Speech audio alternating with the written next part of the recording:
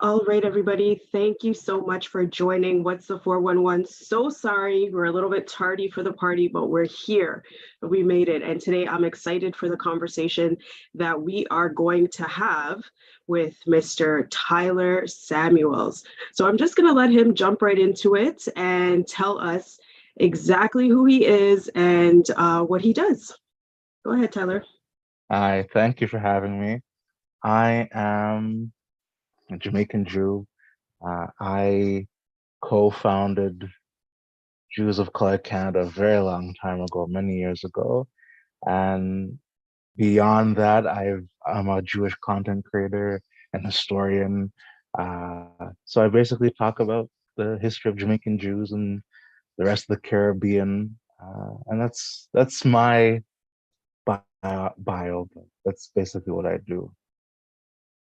Okay, and so when you say that you're a Jamaican Jew, what does that mean? Break it down for us. Uh, Simply a Jew from Jamaica. The that's the community. We have a Jewish community in Jamaica, and I'm a part of that. My family are part of that.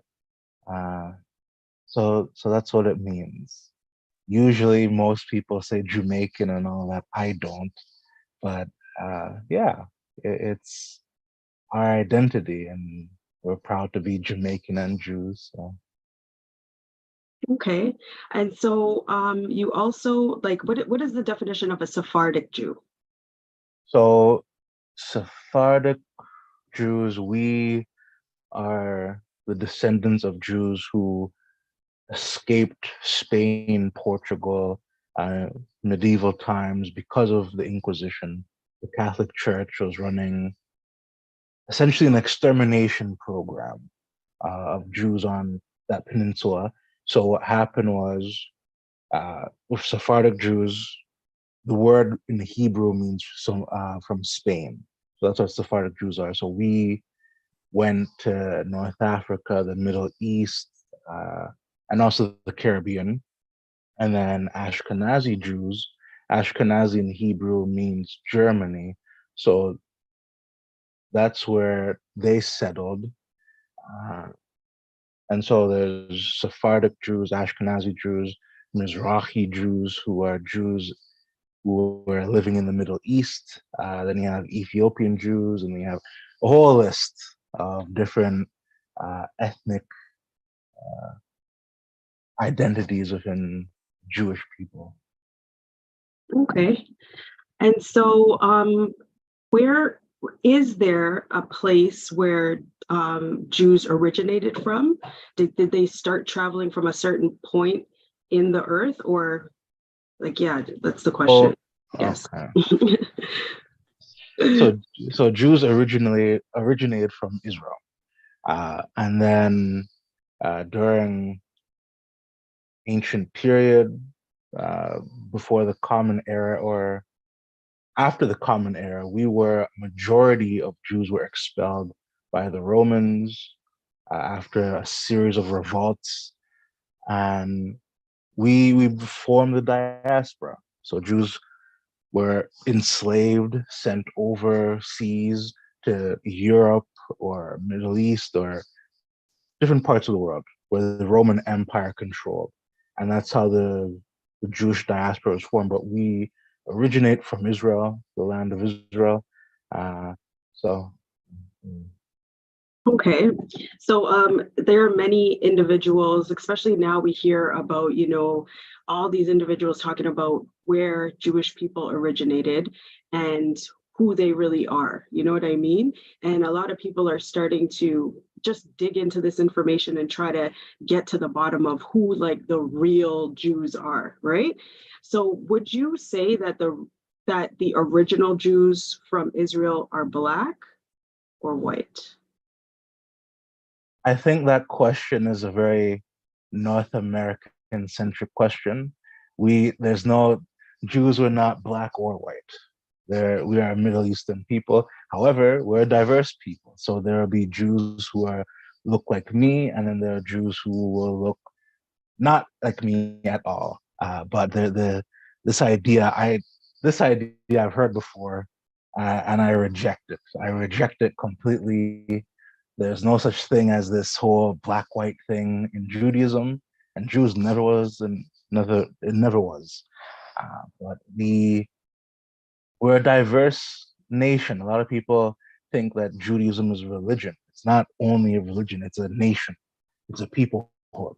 So for me, the only true Jews are people who belong to this nation. So either they're born of a Jewish mother or they converted into Judaism. So for us, Judaism is a closed practice. So either you're Jewish through those two means for me. And the vast majority of Jews, of Judaism, that's what we hold to be true. Uh, so yeah, I'm not a fan of this conversation that happens a lot, and it's become more recent now. Uh, and I know why. There are certain reasons why, but I'm very, very direct on that question when it comes to So that. why would you say, since you know why, what are your thoughts on it? I think there is a longing by some to latch on to an identity that doesn't really belong to them. Uh, and I say this for the people who they try and claim that they are the true Jews and everything. Eh, if if you are the true Jews, and I ask this of the people who believe in that, can you name one of the 613 commandments that Jews are supposed to observe or try not to? Can you name one? Could you define what kosher and kashrut is? Can you do you learn the Torah? Do you know what the Torah comprises of? Not just the the books of Moses, but the Talmud, the Midrash, uh, the whole encompassing of our literature as Jews. Do you know a single Hebrew prayer? Do you know what how to celebrate Passover, how to celebrate Hanukkah, how to celebrate Tu B'Shvat, any Jewish holiday? Name one thing, and usually they can't. So to me, it's a clear division.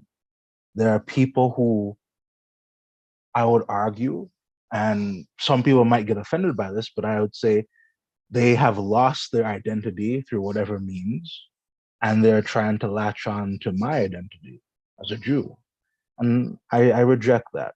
I think that there's a reason why, and it's the big S word slavery as to why there a lot of people have lost their cultural identity. They don't know who they are, where they come from. And it's something that white people can't really understand. Well, I shouldn't say can't really, they can't. They can never understand. Uh, it's something that no ever people that have not gone through slavery for so long can never understand when you lose that cultural identity of where you come from, where you belong. For me, it's a tricky question because I have Jewish ancestors in Jamaica and I have ancestors that were enslaved. So it's a mishmash sort of dichotomy. But I would say that the vast majority of those who say they are the true Jews and the Jews who may look white are not really Jewish, rubbish.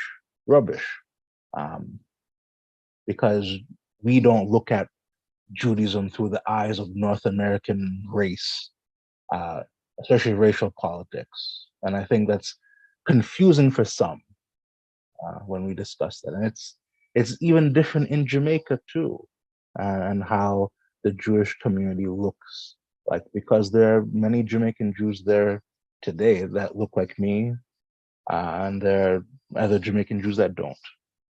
But it's not a skin color thing. If anything, you're Jamaican. There's no black, white, Asian, whatever. You're Jamaican. We're not gonna do that racial nonsense. That's a wide majority of Jamaicans, especially they will say it. Um, but I think when it comes to Judaism, I hold the same type of argument that no, there's no true Jews. The only true Jews are born into it or converted into it. So I guess a Jew is not just a nation of people then it is converts as well, because I guess you could convert into the nation then. Well, this is how Judaism works. Okay. It's a nation that it's like immigration. You're converting, you're immigrating into the Jewish nation. So you have to convert into the Jewish nation. And by converting, you're becoming a Jew in this nation, and you accept what this nation offers you and what you need to do with the rules and regulation of this nation or this peoplehood. Uh, it's confusing to a lot of people that they're not Jewish. They don't really understand like how does this work. But for us, Judaism doesn't fit into the Western viewpoint of what religion is supposed to mean, because it's not a Western religion. And there are some Jews who would even get upset by me even calling Judaism religion. But it's complex. It's a very complex and hard thing to wrap your head around. Because you're right, that if it's a nation, how can you convert into a nation? But for me, it's how we explain it is a person who discovers they have a Jewish soul, they're returning to that nation. That's a concept in Judaism. For every person who wants to convert, we say they have a Jewish soul, because conversion into Judaism is very hard. It's extremely hard. And if someone converts or tries to, they'll get rejected 3 times, and it's to test their sincerity. So that's why it's different, different and hard to explain. Okay, so if, let's say, somebody is not a Jew and they want to convert, what I guess are the steps to trying to become a part of this nation? Well, you contact a rabbi, you get in touch with a rabbi, and you'll have discussions and talk, see what happens. The rabbi will test your sincerity, and then it begins. It depends on how long. Could be 2 years, could be 3 years, could be 4 or 5. It depends on how sincere you are and how much you want uh, to become a part of this nationhood, this peoplehood. So it could take I know some Jews who converted, it took them like 9 years to actually do the whole thing. And that's just a personal commitment. They took a long time to really dedicate themselves and really study and everything. Uh, and then there are some Jews who are born to Judaism that don't really know anything, and then they take these courses that are intended for people to convert, and they learn. Um, but it's a process. It's a very long process of going through it. And then when you finally do convert, uh, you go to something called a mikvah, which is a special room with water, and you go in there. You go in there, not a Jew. You come out of there a Jew. It's a ritual, and then you've now done the process. On top of, you have to go to a rabbinical court with I think 3 or 4 rabbis who will ask questions, again, test your sincerity to Judaism, and then, yeah. So is it like a baptism? No. No? No. So you go into this place with the water. What do they do with this water? From what I've been told, when it concerns conversion, a candidate for conversion will have to dunk themselves in 3 times. And then out, out of it, they become a Jew. That's the process. I see. I see. Okay. So you are educating. I see your page. There's a lot of content that you have. And you are a Black Jewish educator. So talk to us about when you got started and what led you to start educating people on the Jewish culture. I went to a high school in Markham where I was the only, well, I grew up in Markham. So for many, many years, I was the only Black kid in the school. And then on top of that, the only Jewish kid in the school. So you can imagine the wonderful time I had being the double minority, the only one in the school, uh, full of racism and anti-Semitism. So in high school, it got pretty bad. And actually, the anti-Semitism got bad. Racism wasn't really there, it was the anti-Semitism. And it was a world religions class, and I was there, we were talking about Judaism. And everyone was asking me all these questions, and I didn't really know a lot because I hadn't concerned myself with my Jewishness for many years. And I'm like, maybe I should learn something about my own culture, faith, people, understand it. So I started educating myself, went to university, and then it was just a mind blowing experience in university where, on top of the minor bit of racism that I encountered, it was just full on blatant anti Semitism. And I realized I can't spend my days criticizing, going after people, calling them anti Semites. I have to educate them as to why the comment or the comments are anti Semitic. I have to educate people about Judaism because, frankly, a vast majority of non Jews have never met a Jew in their life. And if they had, they probably didn't even know. Uh, we're very small people on this very big planet. Only a couple million people out of what, 6 billion people on the planet. So the most people will not meet a Jew. And when they do meet us, you can imagine there's a lot of things they will say that is very offensive, but they don't know any better. So I decided, you know what, I need to start educating people. I need to start not only talking about anti-Semitism, but also talking about Jewish culture, what we believe in, the different ethnicity groups within Jewish people, and everything that encompasses Jewishness and Judaism. I had to start teaching people.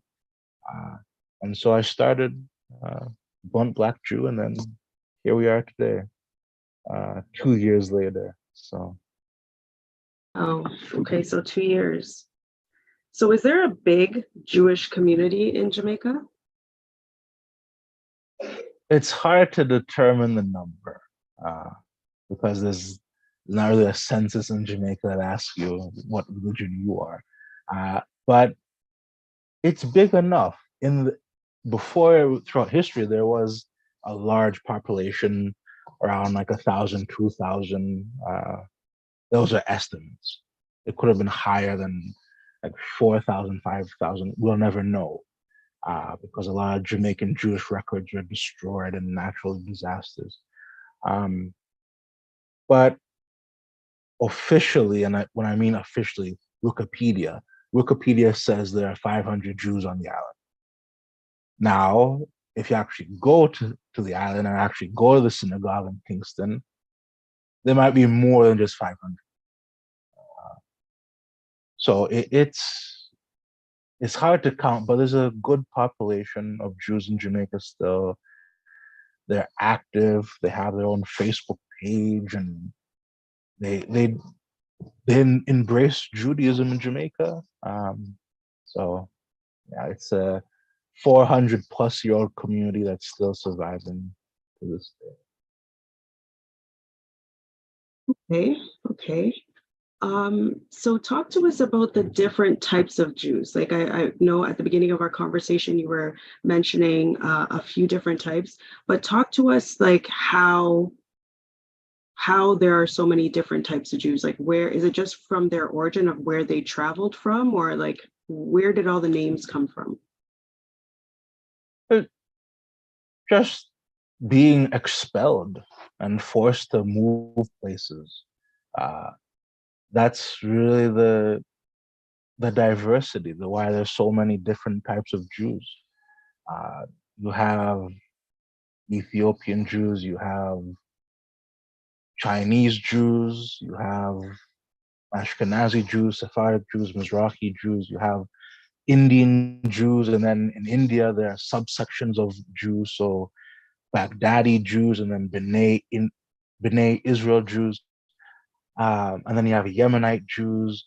So it's this whole range of diversity because that's we blended in, and but we still kept our Jewishness, and we went to these nations or communities, and so that's the diversity of Jews, and that's why there's so different, many of different types of us.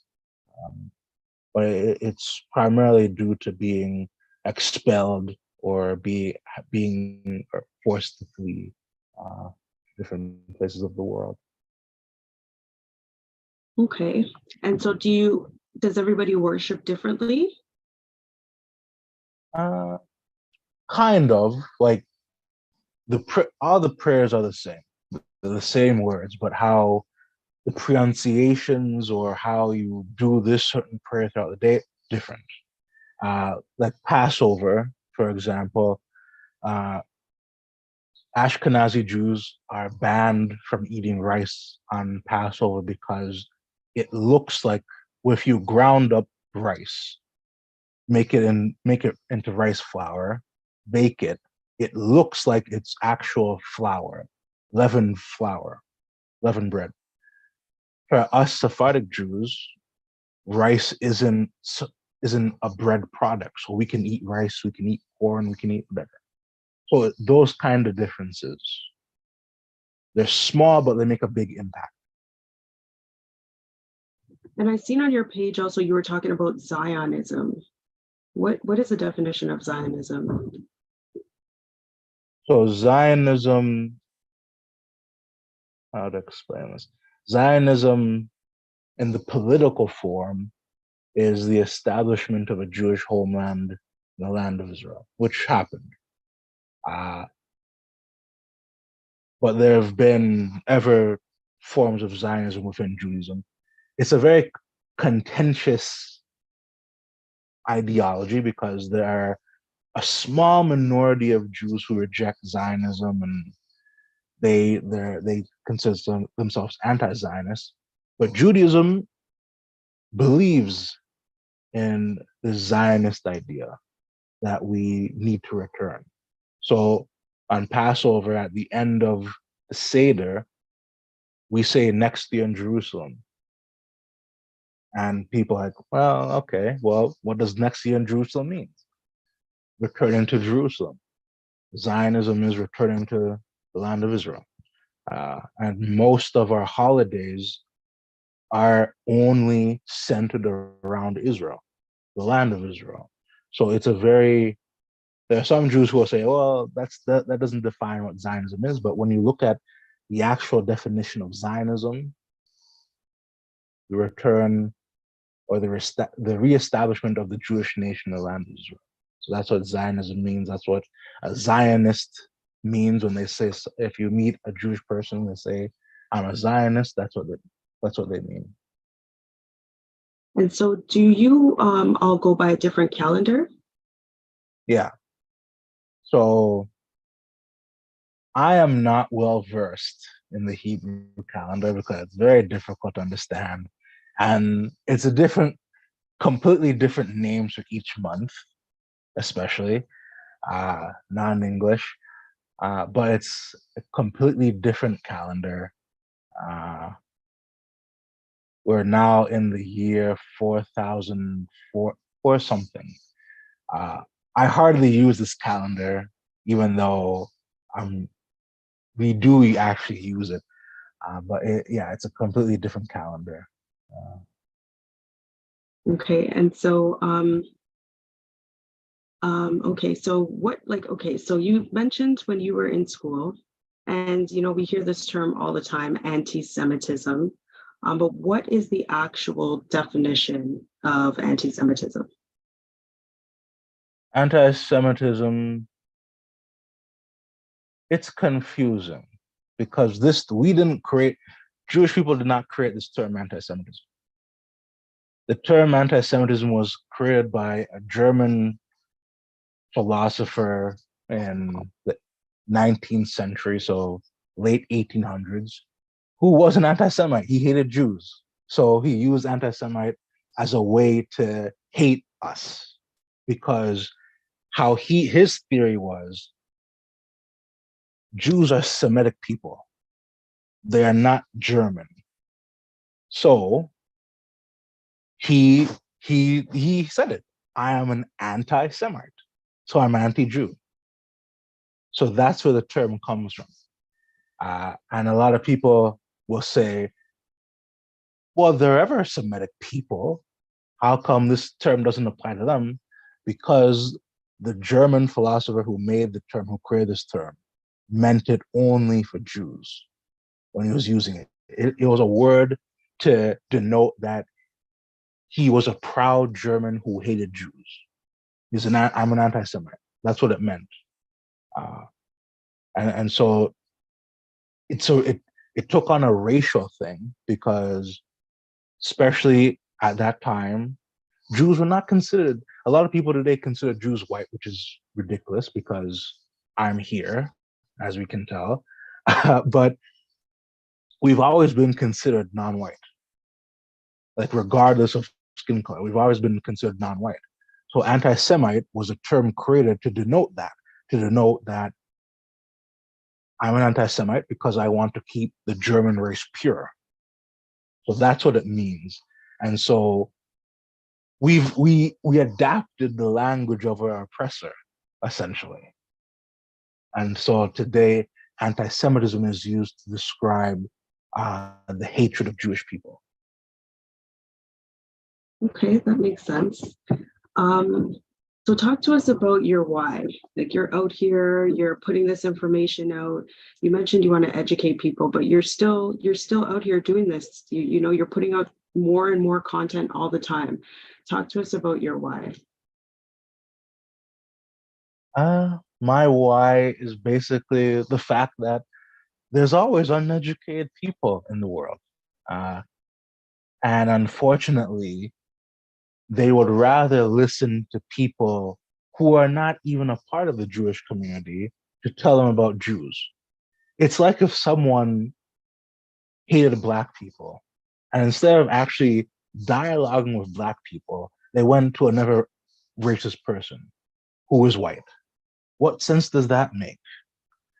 And fortunately, with us as Black people, we have should I say, a large majority of us on this planet where, depending on what type of Black person you are, where if you're proud of your heritage or whatever, you can defend it, you can talk about it, you can educate people. However, with Jews, which I'm a double minority, it's much harder, because there are famous people who will say horrible anti-Semitic things about Jews, and their follower count is higher than the actual population of Jews on Earth. So if they decide to go on some rant, say Jews are evil and Jews are this, Jews are that, and they have like 16, 20 million followers, there are only around 15, 16 million Jews around the world. They are at a much higher advantage than we'll ever be. So for me, my why is, yeah, I always have to put out content. I always have to debunk things, because at least I'll catch one non-Jew's eye, and they'll read my stuff. They'll send me a DM and say, wow, I didn't know this. Thanks for educating me. I heard this and that, but I'm hearing this from an actual Jew, so I know this must be true. That's why I do it. Because if there was no one else but a few amount of Jews, I wouldn't want anyone else to talk about my heritage, my culture, but a Jew. Why would I want someone else that wouldn't have any idea about how to live as a Jew, what we do day to day. It's Denzel Washington. I was watching a video clip on him on YouTube where the interviewer asked him, "Do you think it's right that you wanted a black director for your movie?" I forget which movie was in, and he said something perfect. You have Steven Spielberg and Martin Scorsese, and he said, "All right, you have Schindler's List, you have Goodfellas. Martin could direct Schindler's List, and Spielberg could direct Goodfellas. But you know what's the difference? Steven Spielberg is Jewish. He lost members of his family in the Holocaust. So that's how he could direct Schindler's List. And Martin, he's an Italian. He knows Italian culture." And Denzel used an analogy. So when it comes to black film, only a black director knows the smell of when you're curling your hair on a Sunday morning. Only a black director knows how that smell is, and only a black director could do that. So for me, it's the same thing on both of the minorities I represent, but especially the Jewish part of me. Only a Jew can tell the story. So that's why I do it. Which makes perfect sense. You were born and raised into the culture, into the nation of people. And so you do your thing. Are both of your parents Jewish? Yeah. Okay, so, and they've always practiced Judaism. Yeah. Nice, very nice. Okay, all right. So what keeps you motivated or inspired? I would say the messages from people that I should say some of the messages, but a majority of the messages that I get from people who either they follow me or they see my work for the first time, and they send me a lot of inspirational stuff. A couple of weeks ago, a woman messaged me saying that she's Jewish, but she wasn't nearly as raised into it. She wasn't. Her parents weren't practicing, and so it was lost on the wayside. And she's returning to learn more about her Jewishness and everything. And she said, "Your page has really helped me embrace my Jewishness and embrace who I am." So it's those messages that keep me going. Messages of helping people, either rediscovering their Judaism or in strengthening it. So those messages keep me going when it's hard. It's very hard to be a Jewish content creator, especially a Black Jewish content creator on social media, because you get hate, uh, especially you get hate from the Black community and you get hate from the Jewish community, and they try to pull you. And it's like I accept me as me. I'm Black. I'm Jewish. Why are you trying to divide me? Just be happy. Leave me alone. Like things like that. So it's constantly a struggle and a battle. And on top of my two communities trying to pull me apart, I have the racists. I have the anti-Semites. So it's a four-way gang up a lot of the time. And those messages of people just happy to read my content, that keeps me going. That really does keep me going. Yeah, so talk to us about that feeling, the torn feeling between, especially in the Black community, because what are some of the messages that you would receive, and how do you deal with them? So from the Black community, it's a 50-50, especially the non-Jewish Black community. 50.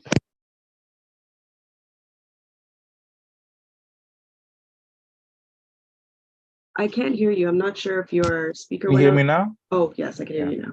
So the 50% of Black people that I encounter they're curious. They're just curious, or they're amazed. They want to learn more.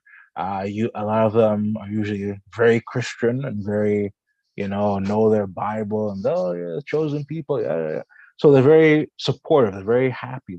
They embrace me, even though they may say some things that I'm like, yeah, we'll still work on this. But yeah, that 50%, and then the other 50%. Uh, they're an interesting bunch. They so going back to the true Jews nonsense, they'll say to me, some of them will say, you've embraced the fake Judaism, you've embraced the white man's religion, yada yada yada. And then the other side will try and say, well, brother, you've embraced a type of Judaism that isn't a black Judaism. What we're offering to you is the true form of Judaism. Come to us. And then, or I also get uh, black anti-Semites, uh, which also encompasses the black people who say you're not the true Jews. Uh, those black anti-Semites will say detestable things. You're a sellout, you're N-word this, N-word that. Yeah, they'll say all this stuff to me because you support Israel. What kind of black person are you? Or you're following a fake false religion, all sorts of stuff. So it's things like that, and it's not only to me. It's endemic to all black Jews. Uh, every black Jew I have encountered this, I have encountered or I'm friends with, they say they deal with the same thing, and it's shocking. It's very shocking uh, because there are some black Jews that didn't grow up within the black community, and there are black Jews who did, and it's shocking to us, especially the ones that were raised within a black community. I wasn't, because Markham was majority white when I was growing up. Uh, it's shocking to us because it's like these are our people too. Like black people are our people, Jewish people are also our people. Why are black people coming for us? Like why are they attacking us? Why are they saying all these things? And it's the same thing with certain Jewish people who come after us and attack us and say racist things. It's like, why are you doing this to us? We are the same people. We're on the same sides. Why are you doing this to us? So it's strange. It's very strange. Uh, so yeah. Well, I'm glad you brought up, the chosen people of the Bible. Is that something that you believe, that the Jewish nation are a chosen people? Yes, but a lot of people misconstrue that terminology. From every time I hear a non-Jewish person say, "Oh, you're the chosen people," they think we were chosen and we're above everyone else. That's not what chosen people means in the Jewish context. For us, it means that we chose to accept the burden of God's commandments. So the 613 commandments, we chose that. So with Passover, uh, that's basically what the holiday is about. God led us out of Egypt to Mount Sinai, where Moses gave us the Ten Commandments and the other commandments. And God asked, are you accepting these commandments? And Jewish tradition says that God went to several other nations and asked them, do you accept these commandments? They said no, but we said yes. So that's where this chosen people comes from. Doesn't indicate that we're better than anyone else, or we're these perfect people because we're God's chosen people. No, it's because we chose God's law and we follow God's law. So that's what it means. So you mean like that the father went and asked another nation to follow him and they said no? commandments that he set forth.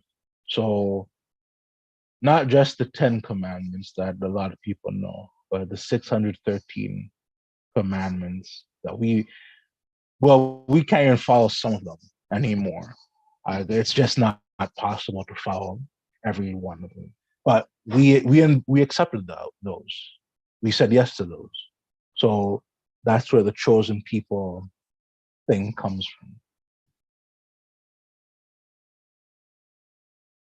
All right, all right. Well, thank you so much for giving us your information on, your take on Judaism and being a Black blunt Jew. We appreciate you coming through and chopping it up. Um, I did want to ask you one more question, and I wrote it down and I can't find it on my page, but that's okay. So tell everybody how they can stay in touch with you. So I am on Twitter and Instagram, the same name, Blunt Black Jew. I'm more active on Instagram now. I'm taking a break from Twitter. Too much of a negative space right now there. But definitely on Instagram. I try to answer everyone's messages or DMs, but fair warning, if it's stupid, I won't answer. I'll leave you unread just for my inner peace, my inner peace. But you can always contact me and I'll always try to respond. So. Okay.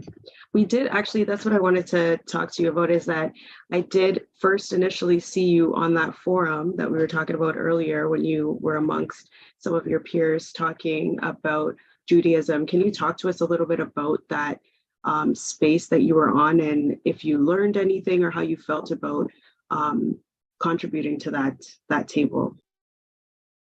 So I know all of the panelists personally. That talk was to basically clear the air of what was happening with the whole Hebrew Israelite thing, and then that movie that Jonah Hill made with Eddie Murphy and everything. So it was basically a conversation to clear the air of what Black Jews actually believe in, what we believe as Jews, and how we define ourselves, and what's true and what's not. Um, I would say the conversation tried to cover everything. Can't cover everything within the limited amount of time that we had. But I think it tried to do a good thing, to educate people who didn't really know. And like I said earlier, when not a lot of people have ever come into contact with Jews. So it was a good opportunity to talk about Judaism and being Jewish. So I think it was successful. Okay, all right. Do you have anybody you want to shout out? No, no, I don't think anyone would want me to shout them out. So. Oh gosh, none of your people. All right.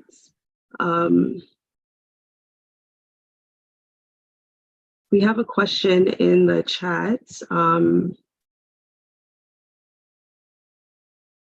What would be a stupid question? I'm not sure.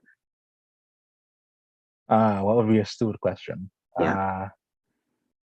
I would say personal questions. Like, if I don't know you, none of your business. I don't want to tell you my family details, my family tree.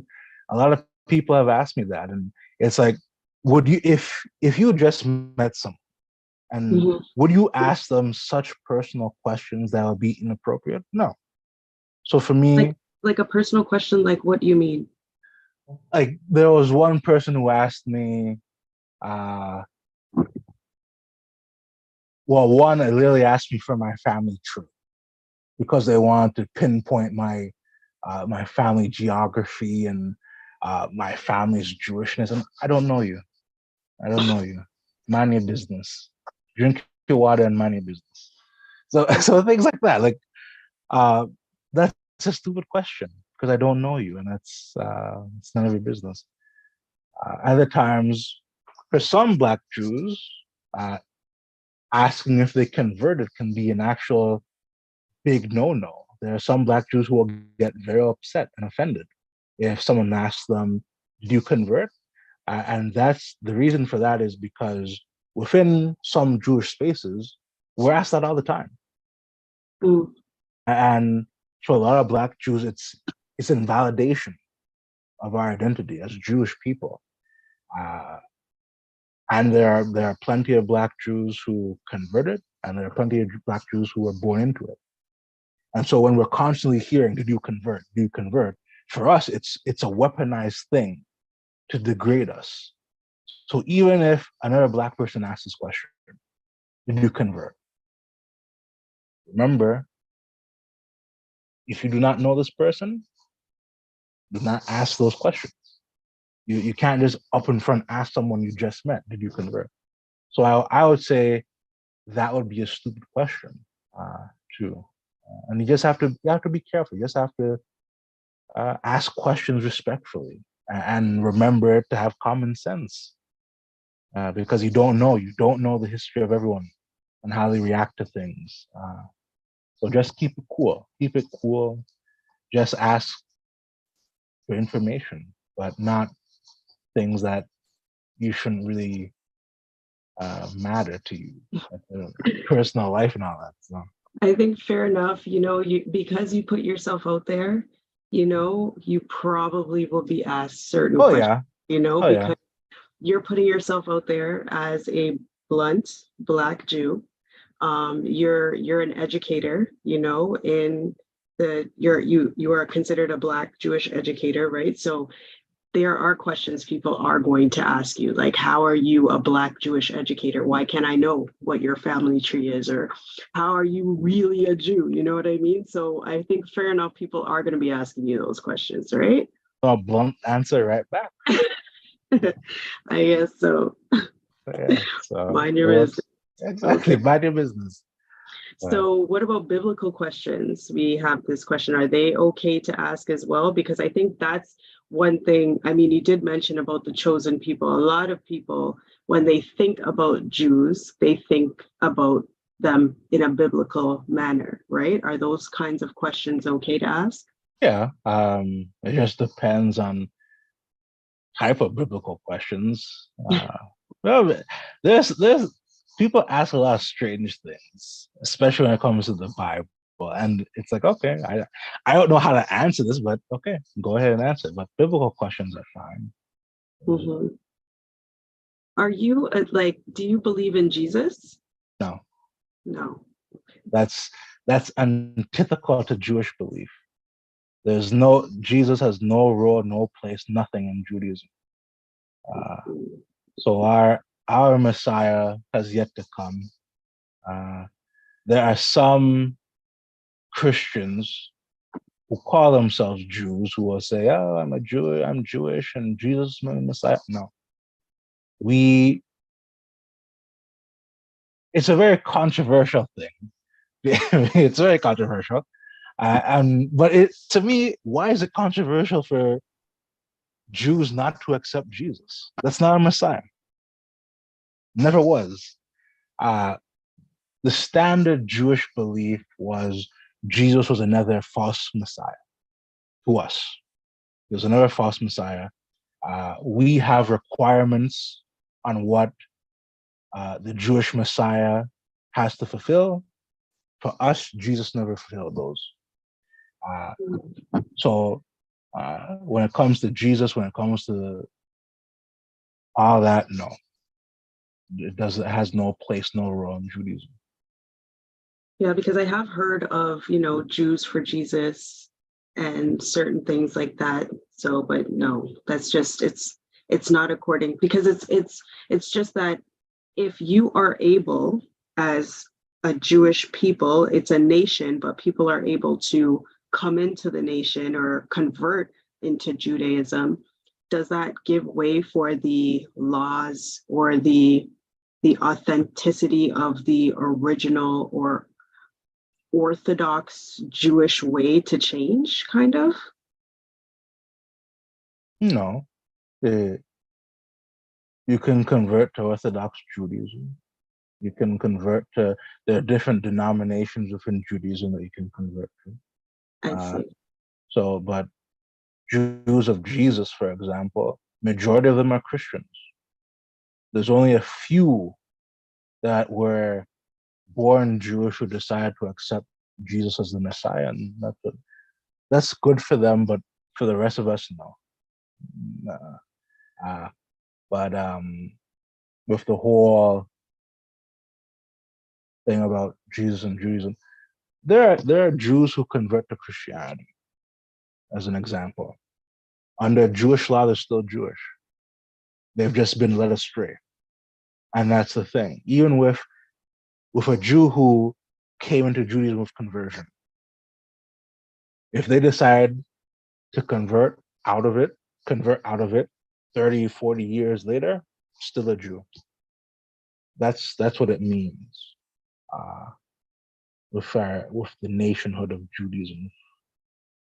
It's a membership. It's a membership, but it's a membership that you cannot simply stop paying your fees and then disappear. No, even if you stop paying your fees, even if you stop going, your membership, you can't rip up your membership. You still have it, even if you don't want to believe in it anymore. Still a Jew. That's how it works. Um, so it's complex. It's a complex idea that not a lot of people understand it. Not a lot of people get it, and that's what makes it fun to explain. So.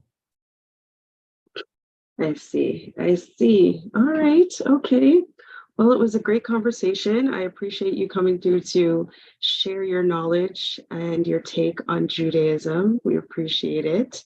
And we definitely want you to just plug yourself, let everybody know where they can learn more about the Black Blunt Jew. At Blunt Black Jew. That's basically it. Black Jew. Yeah. So everywhere. So you're on Facebook? No, just Instagram, Twitter, and TikTok, but I don't use it regularly, but Instagram for sure. If you message me, you'll probably get a response from me. All right. Okay. Well, thank you so much, Tyler. I appreciate you coming through, and we'll definitely keep in touch. All right. All right. Thank you for having me. No problem. You take care. Sure. All right, guys. Thank you so much for tuning in. Of course, it was a great conversation as always. We have still somebody in the chat wants to ask one more question. So go ahead, no problem. Let me know what your question is. Tyler is still here, so we can ask him while he's still here.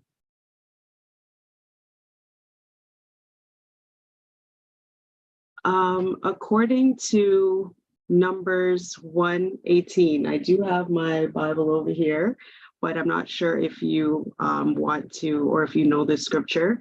Numbers 1:18, are you a Jew or not according to Numbers 1:18? Do you know what Numbers 1:18 is? Do you know that scripture? Let me look it up. Was it Numbers 1? Yes. 18? Okay. It says, so I'm going to just read a little bit further up. These are they who were called from the congregation, the leaders of the fathers' tribes. They were the heads of divisions of Israel. So Moses and Aaron took these men who had been designated by name, and they assembled all the congregation together on the first of the second month. Then they registered by ancestry in their families, by their fathers' households, according to the numbers of names, from 20 years old and upward, head by head, just as the Lord had commanded Moses. So he numbered them in the wilderness of Sinai. Yeah, I know what this person's trying to do. You're not gonna fool me. This question is usually asked by Hebrew Israelites. Are you a Jew according to this ancestry? Okay. You cannot read the text literally. You need a supplementary Jewish text. So a version would that be called? The Talmud. So for this, it's, yeah, Moses numbered the tribes accordingly because to establish order. The Hebrews, once they left Egypt, they didn't have order. Moses established order of the tribes of Israel. And when they entered the land of Israel, okay, but it was a census. So I don't know, what is this person trying to ask me, do I claim descent from one of these tribes? Well, every Jew, unless they are a Kohanim, which is the descendant of Aaron, the high Moses' brother, the priest. And that's when you hear the name Cohen as a surname, that's what it means. Every other Jew that is not a Cohen or a Levite is a Jew. That's their designation. So for us, that really has no significance unless you're a Cohen or a Levite. And even then, the temple is gone, it's destroyed. So there's only a limited amount of things that Cohens and Levites today can actually do. The rest of us, the rest of Jews, there's nothing there. Well, that's a census. If you're using if they're asking that line in numbers, it's a census that Moses took. Okay. Yeah. So I guess the Lord had commanded him to do this census. Yeah. Because, okay. Yeah. Okay. But right. it's a common thing that I've heard before. But I'm always happy to answer it. I see. Are there any more questions in the chat? If you guys have any more questions, please do let me know.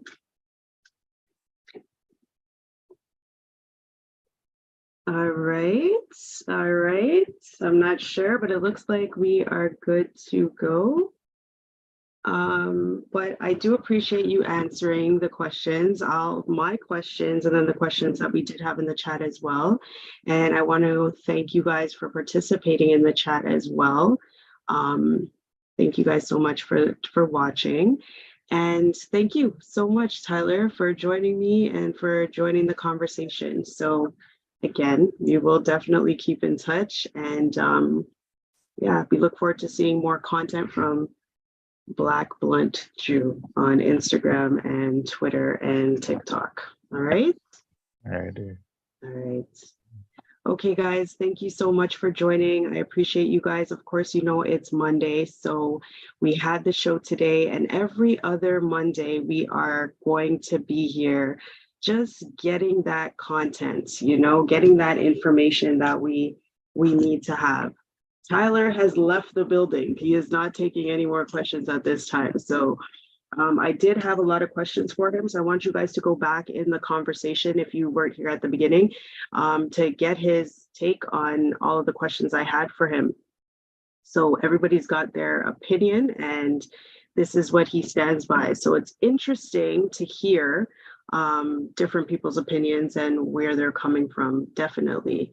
And as somebody who is like just a baby learning all of this information, I definitely like to go in to try to figure out, what the truth is, where the truth lies. And for me, the truth always lies in the word. So you can always find the truth in the word, and we are all convicted by the word. So definitely want to send a big shout out to Strong Arm Benaniah for convicting me today in the word. I felt extremely convicted in our conversation with you today, with our conversation today.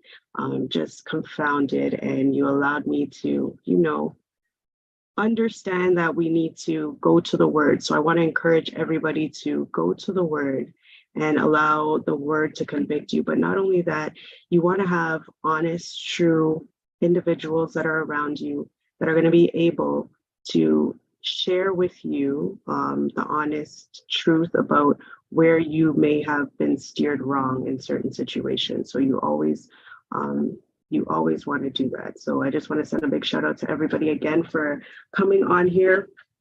There's a lot of different people that I'm going to try to see if I can bring onto the show to bring more of a different type of content to the show, more education and edification in a different way.